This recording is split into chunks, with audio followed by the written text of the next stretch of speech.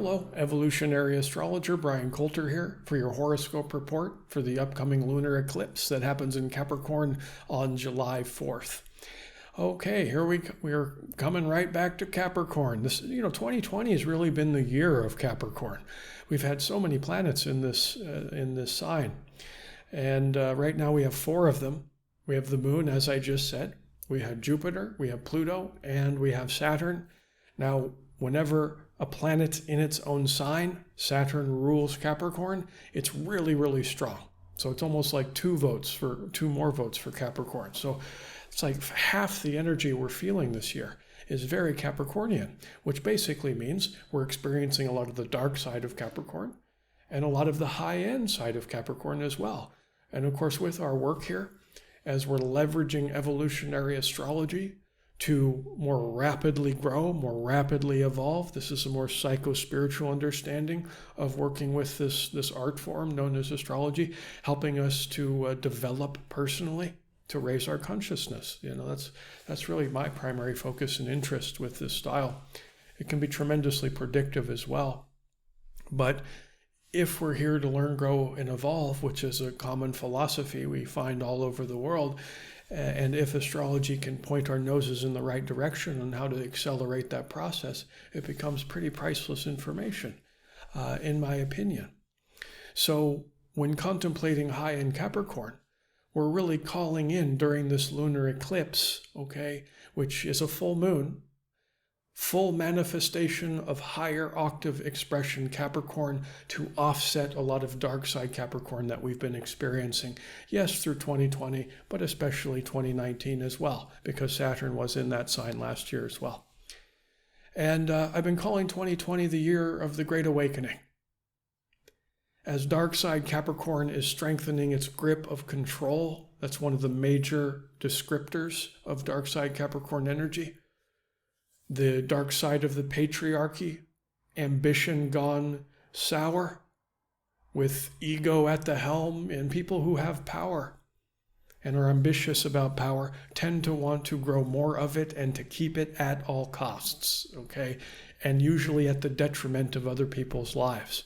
That's the darkest side of Capricorn. Capricorn's a beautiful sign, as all signs are, Everything has a high-end expression and a low-end expression.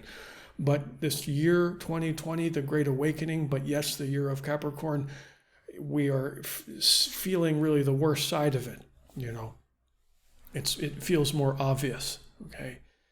And as those who are powerful, the elite, let's say, are strengthening their grip of control, okay? We're also collectively going through tremendous expansion in consciousness, a tremendous spiritual evolution for another reason, because Neptune is in its own sign of Pisces. It has been since 2012. It continued to be till 2026. Kind of a spiritual, I guess you could say, renaissance, or at least the evolutionary intention with this planet being in its own sign is for us to be rapidly moving up this Neptunian continuum, which is basically growing closer to God. And the end result, or the positive consequence of that, is everybody's waking up. I mean, not everybody, but pre-2012 and post-2012, in terms of how awake we are as to what's going on in the world, it's like night and day, completely different. So we're waking up to the dark side, okay? And we're sick of it as we want to head into this Aquarian age where we leverage technology freely for the benefit of humanity, to clean up the planet, to start exploring space, That's what I believe is going to happen in this Aquarian age. Kind of a Star Trek civilization, very optimistic about our future. Now, there's a dark side of 2020. Okay, again, there's a polarity in everything. There's an extreme dark side of this as well, which is basically devolving into more control and enslavement from using AI for negative purposes. And I don't like to focus too much on that because I don't think that's going to happen. I am a Sagittarius, so I'm pretty optimistic. But there's David Wilcock, I think, talks about this quite often. There's 35 cultures from around the world that all point to right around this time as us entering the golden age. A time of enlightenment. Now, does that mean we're all going to sprout angel wings and ascend? Who knows? Probably not. That's just my own personal opinion. I think it's involving us stepping fully into this Aquarian age and starting traveling space, connecting with our star brothers and sisters, or I believe we're not alone, which is another very Sagittarian belief. But this transitional point that we're at now, I know it feels really dark and bad right now and chaotic. 2020 has been a colorful year, to put it mildly. But it's breaking down. The old systems of control are ramping up their game, becoming more and more obvious.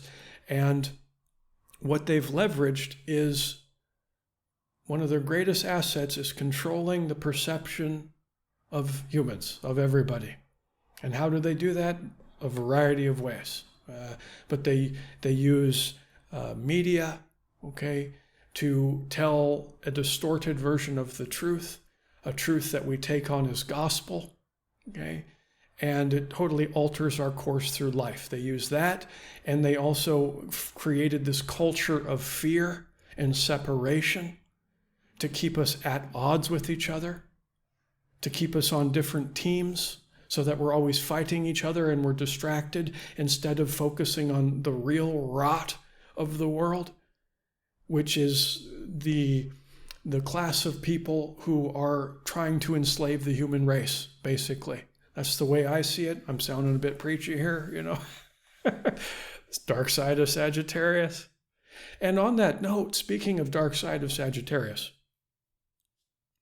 and I was just talking about perception. So this is a good segue, to divert a little bit within this kind of big picture stuff.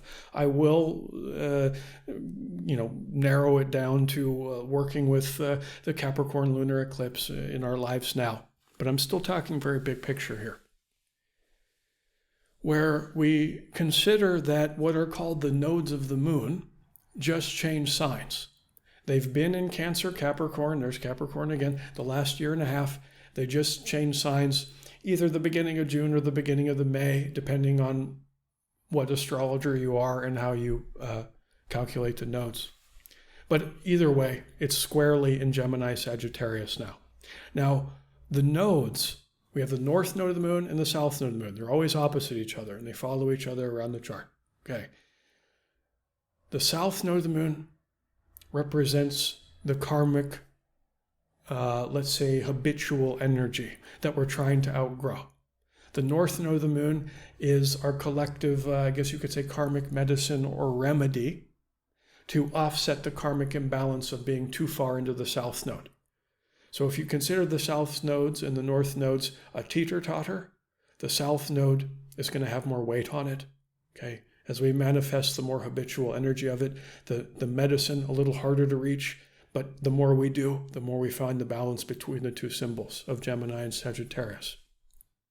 So I'll be focusing on the dark side of Sagittarius and how to strive or reach for the high-end expression of Gemini to find the balance point.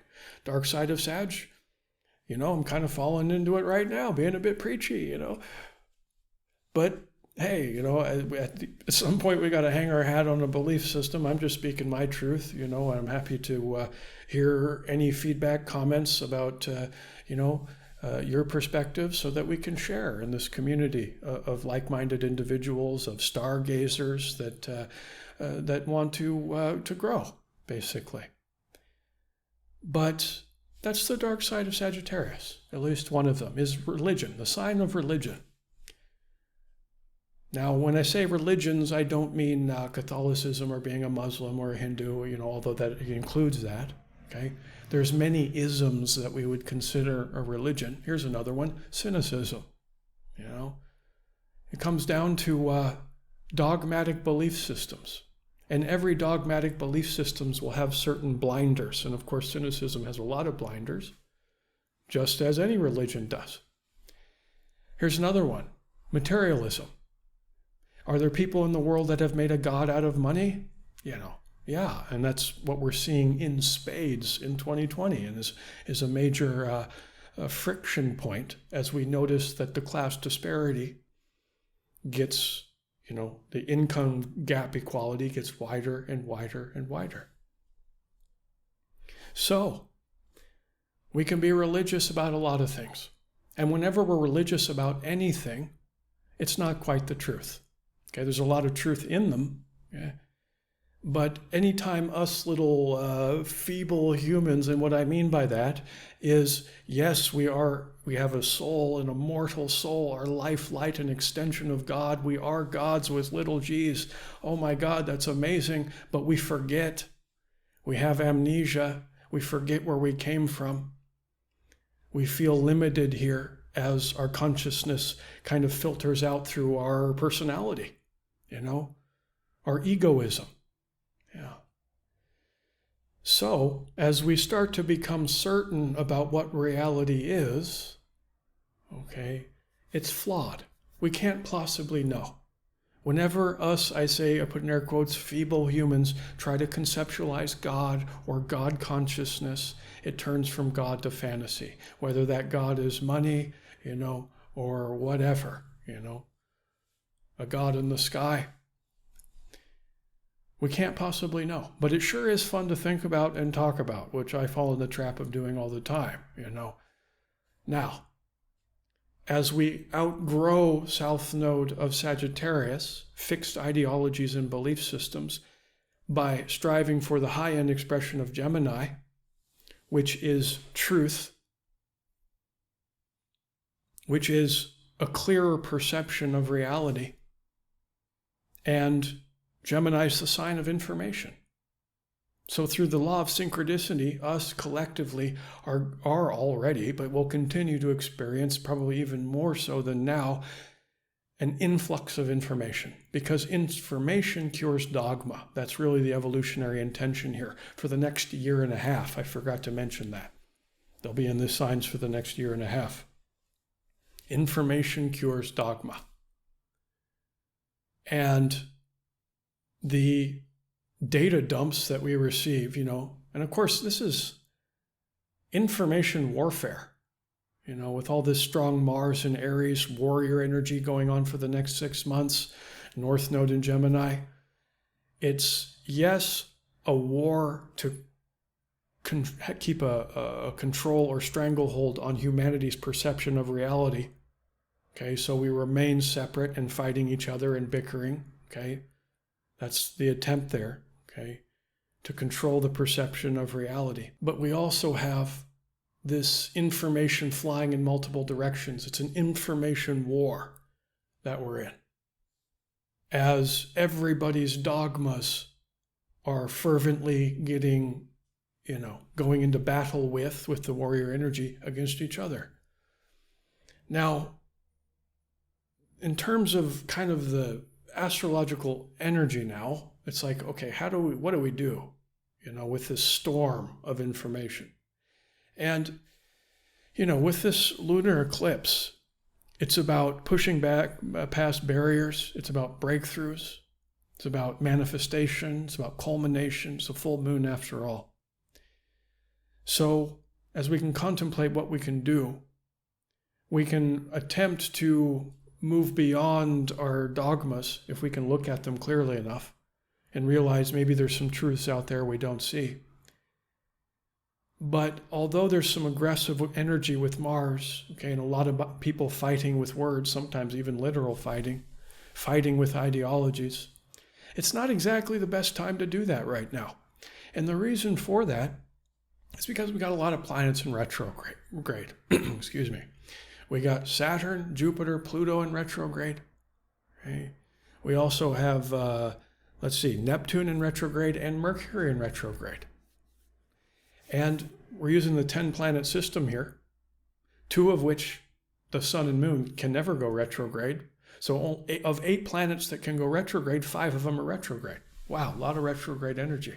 And of course, Mercury in retrograde's kind of become a cultural joke, even for those who don't believe in astrology.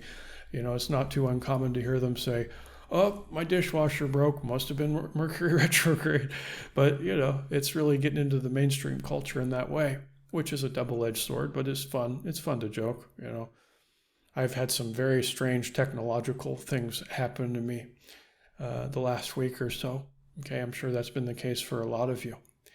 But yes, mechanical things, technology do tend to go haywire during heavy retrogradations, especially Mercury. But the core meaning of it, at least in my opinion, is when a planet goes retrograde, now we have many, the meaning of those planets get turned inward. They're introverted. Okay. Now I'm not going to go into each individual meaning of each planet. Okay. But I just mentioned Mercury, for example. Mercury represents our cognitive abilities. It represents speech, information as well, okay, because it rules Gemini, and our mind. So the mind turned inward. And that's why during Mercury retrograde, aided and abetted by other retrograde planets, it's just a time full of miscommunications, misinterpretations, okay, confusion, because we're being called to be more in a phase of reflection instead of action. Now, Mars in Aries is all about action, the warrior jumping into battle, okay? But it sucks to jump into battle when you're getting all tied in knots, by all this inward energy, okay? Which is why there's a lot of foot and mouth moments right now. People saying the wrong thing, okay? Because of the confusion of all the retrograde planets, okay, the mind turned inwards, asking us to be more about reflection than action. And even Mercury's in Cancer, a water sign, and that's on the emotional plane. Cancer energy is inward.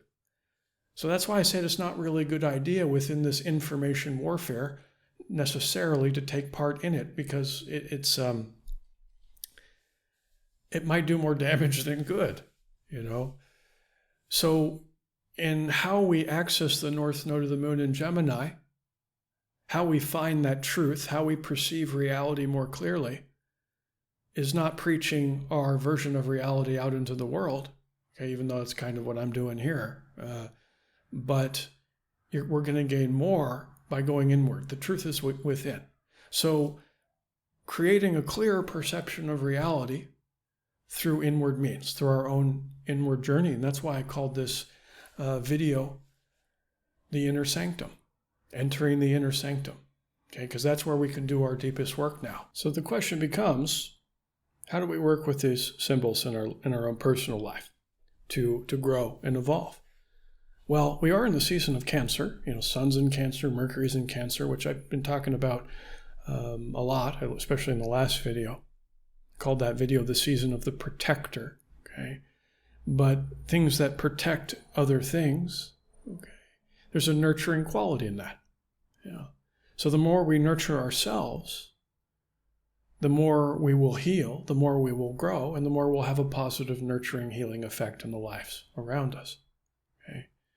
So first of all, Mercury in retrograde in Cancer is great for journaling, doing a lot of deep introspective work through the pen or through the computer, because Mercury deals with media. It deals with writing, communication.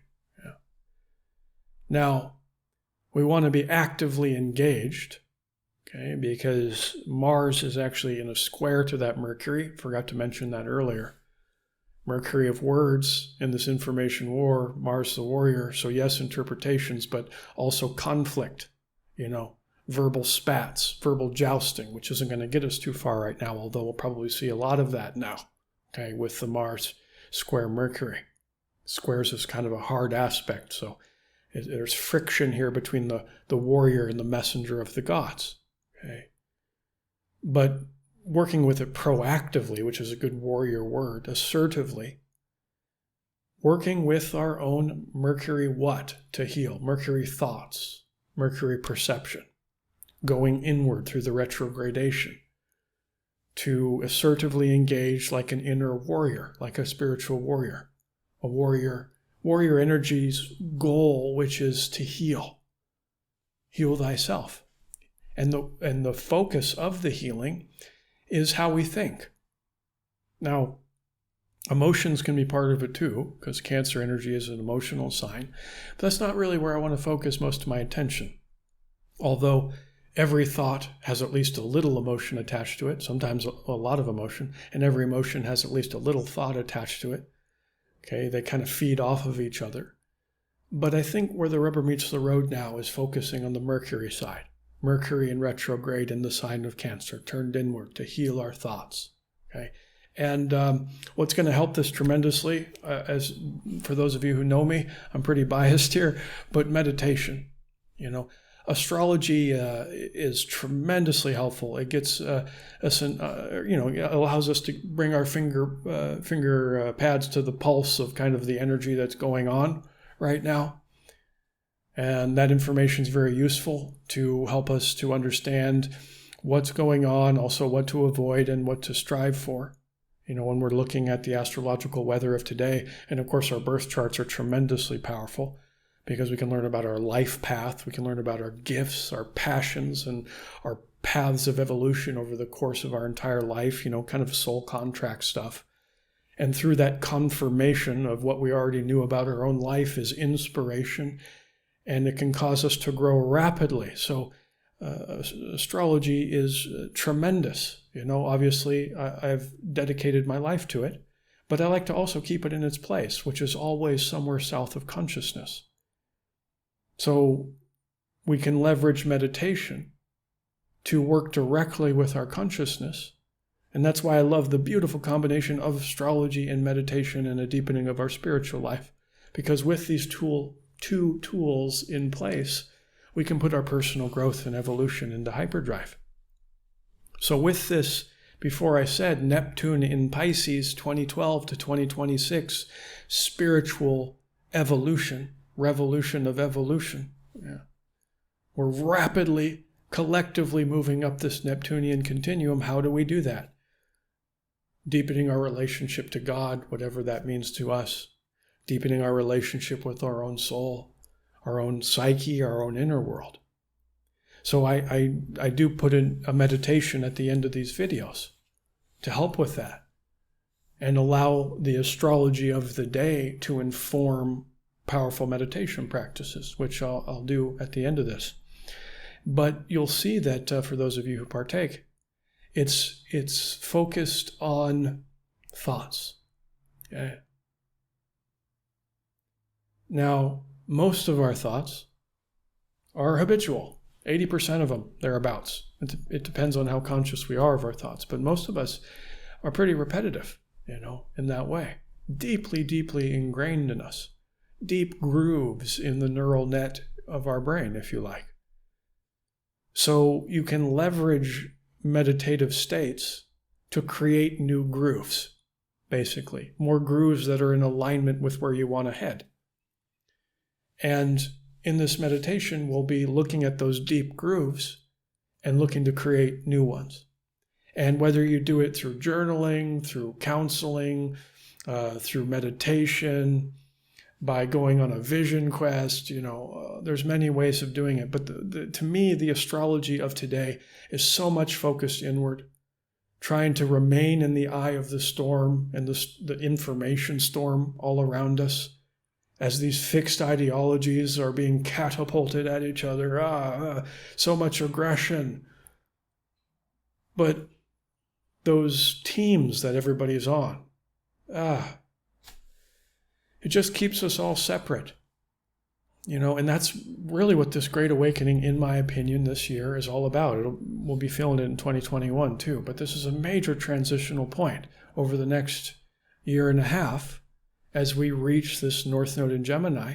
And no better time to reach for this North Node in Gemini by leveraging Gemini's planetary ruler of Mercury, which is currently very juicy right now, being in retrograde, square to Mars, asking us to warrior-like look at that part of ourselves, which is primarily in our head, and to become less habitual, and to tie in more Capricorn energy, which I haven't, high-end Capricorn, which I haven't really mentioned here, which is, it's an earth sign, beautiful. Capricorn words are discipline, accountability, responsibility, integrity. So ferreting out some of the less optimal thoughts that we have every day, whether they're judgments or whatever, judgments on ourselves, which are pretty common, or judgments of other people. Okay, they're everywhere in the world. Okay, and if you're listening to this video, you haven't sprouted angel wings and ascended, so maybe you have some judgmental thoughts yourself, whether it's yours. I know I do. It's like taking responsibility and accountability for your own inner world and fixing it, And the dark side of these symbols, especially with dark side Cancer in the mix too, is playing the victim card. Okay? Sure, there's victims all over the world, in this planet Earth, the school of hard knocks. I'm not saying there isn't, but it's like, that's true. There's a lot of pain and suffering. The question is, what do we do with it? Do we devolve into fear or hate or any of these lower octave emotions, okay, which keep us separate? Or do we evolve into more loving expression and extension of our life light, of our soul, which is pure unconditional love? Unconditional love for ourselves, for other people, so we can actually work together instead of being caught behind the illusion of separateness, which is just fed to us from birth, from this culture of fear. And by going inward and doing our deep inner work, this is how we can help take accountability, responsibility, okay, and just rapidly evolve. And just like a dog with its teeth on a bone, it's just being kind of stubborn about that and striving for more virtuous thoughts, of course, emotions too. But I really want to focus on communications, what we say, what we think, okay, and what we perceive reality to be. And the more inner work you do, the more alignment you will actually be with the way things actually are in the world. And that's the evolutionary intention, with the goal always being to expand our consciousness. Now, for those of you who want to enjoy this meditation, as always, I recommend using headphones because I use a technology called binaural beats. Kind of has a little slightly different tone in each ear that helps balance out the brain, both sides of the brain, so that you can relax into a meditative state. Enjoy. Close your eyes and breathe in and out. Nice, slow breaths. Make sure your spine is straight so that the energy centers along the spine can open and have a free flow of energy. Breathe in, breathe out. Deep rhythmic breathing. Bring your awareness into your chest area now. And see if you can feel the beat of your heart.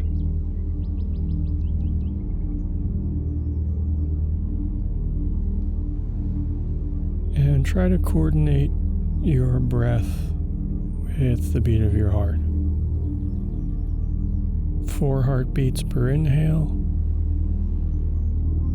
and 4 heartbeats per exhale. If you can't feel your heartbeat, just use a 4 count. 4 in, 4 out.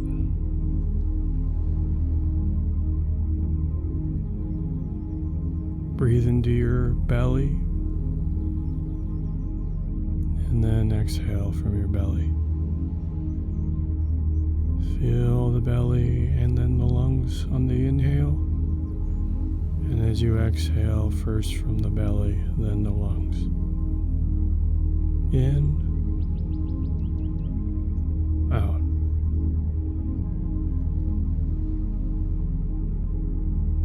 Now bring your awareness down to your left foot, specifically the big toe of your left foot.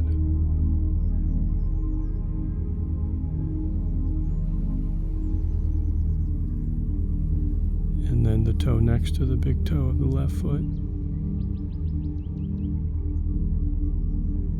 and then the middle toe. One more to the left now, and then the pinky toe of the left foot.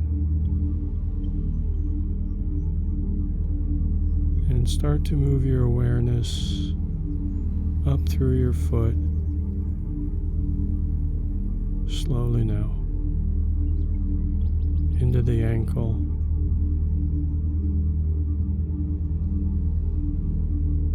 now start to move up the leg, and start to visualize a white color moving up your leg, into the calf, now into the knee,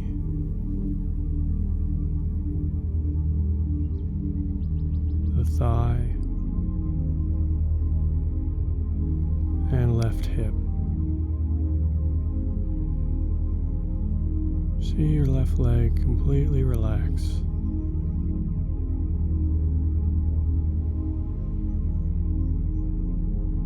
Now bring your awareness to the big toe of the right foot,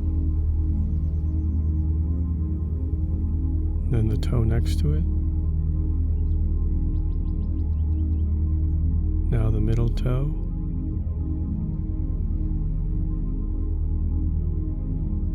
then the toe next to that, and now the pinky toe of the right foot. See all your toes as a white color. Now move the white color up through the foot now, all the way towards the ankle, into the ankle. Now up into the shin and calf area. Feel all the tissues soften. Now up into the knee.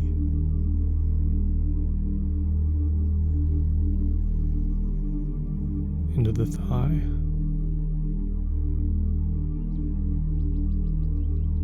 Now into the right hip.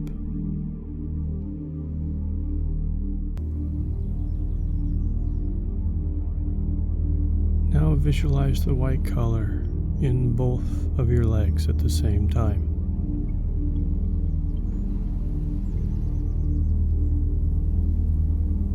And the white color moves into the pelvic floor, now up into the stomach area. Focus on the stomach and change your visualization to a sky blue color, the shape of a sun.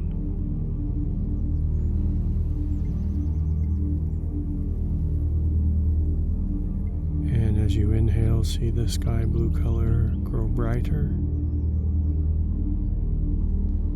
and as you exhale, see that blue color ripple out through your entire body like a wave, releasing stress and tension. You inhale, you see it grow brighter, shining in all directions around you. And as you exhale, see the blue color ripple through your entire body.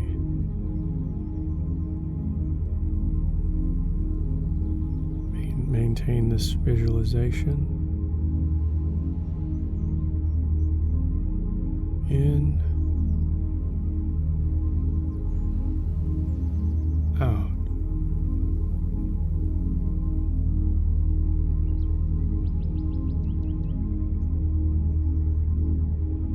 Now bring your awareness up to the chest area and see a pink sun in and around your chest. As you inhale, see it grow brighter and brighter.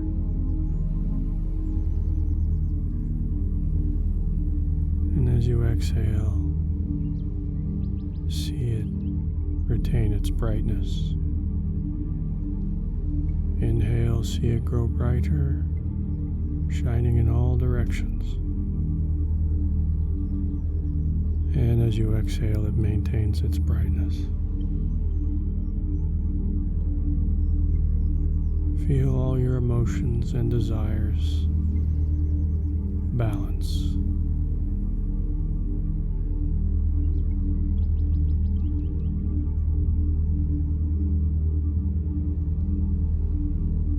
Now bring your awareness to your right shoulder. See a white color in your right shoulder. Now into your upper arm, elbow, right forearm, right wrist, and now your right hand. Feel the energy in your right hand.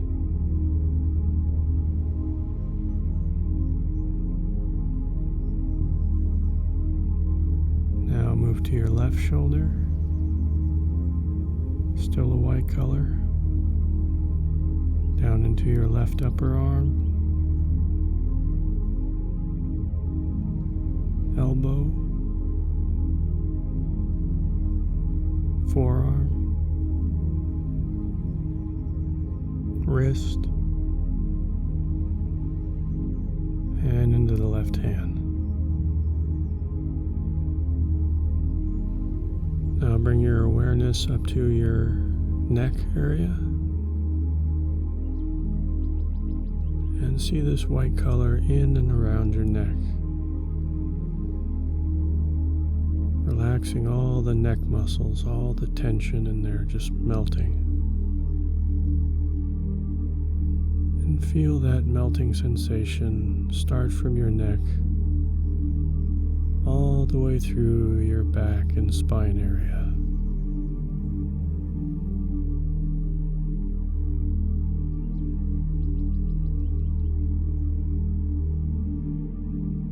Now move your attention to the ears and the back of the head. Start to see the color gold. The back of the head.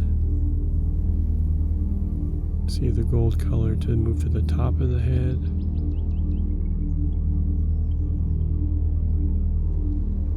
Open up your crown chakra, the top of your head, your forehead, third eye area, and your eyes, nose, cheeks, jaw, tongue. Now see your entire head shining that gold color, like a white gold color, the shape of a sun. Energizing your mental plane. Balancing all your thoughts and intentions. As you inhale, see that gold sun get brighter and brighter. And as you exhale, see it ripple out in all directions.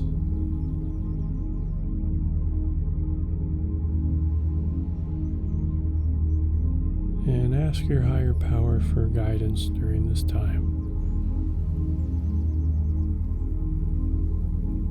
In, out. Now start to visualize the beginning of your day. If you just woke up, try to remember the last day.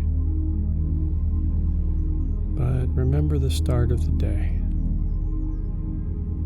Where did you wake up? How did you feel? What did you do in your morning routine? And just start to replay the day in your mind. Visualize it as clearly as you can. Try to invoke some of the senses. What were you seeing, hearing, touching, feeling, tasting?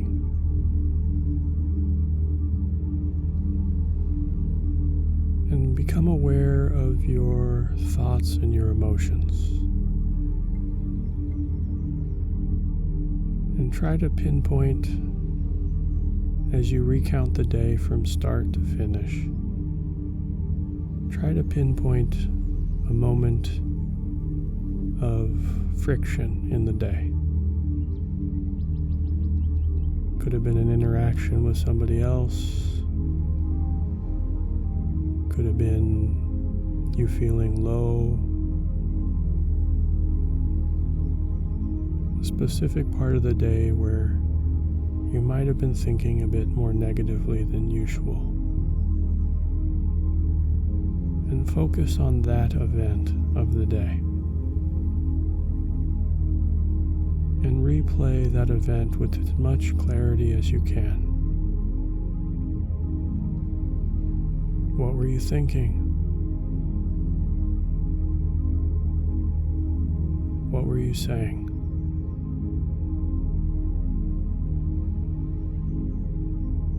What were your actions?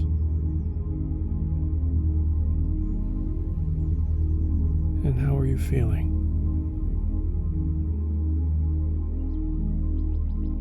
If other people are involved in this recount, analyze their words, their actions as well. But come from a place of detached observation. No praise, no blame, just simply see what's there.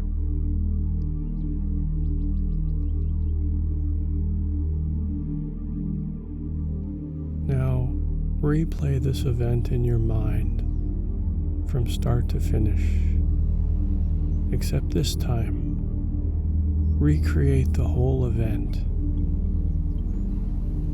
Recreate the whole event as if your higher self was operating within this event. The perfect version of yourself. How are your thoughts different? How are your actions and what you say different? How do you feel?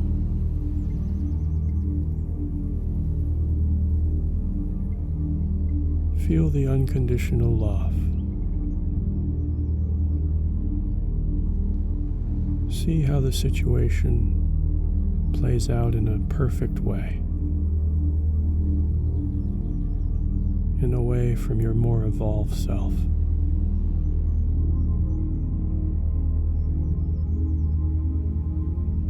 The more power and intention you put into this very positive visualization, the more likely it will occur this way next time. You're creating new habits, new grooves that reflect your better self.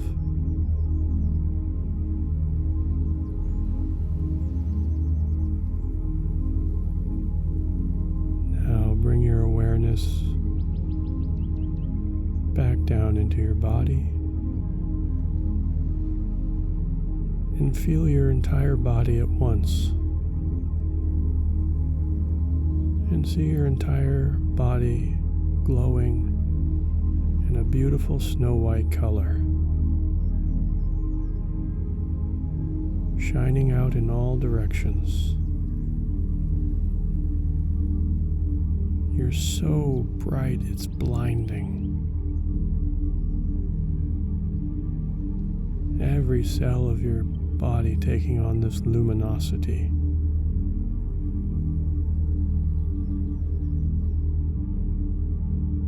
as you become a more loving expression of your potential.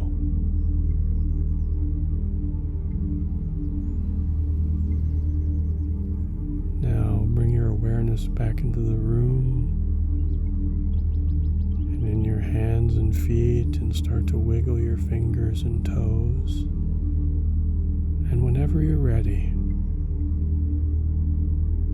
open your eyes as a more evolved expression of your soul. Thank you.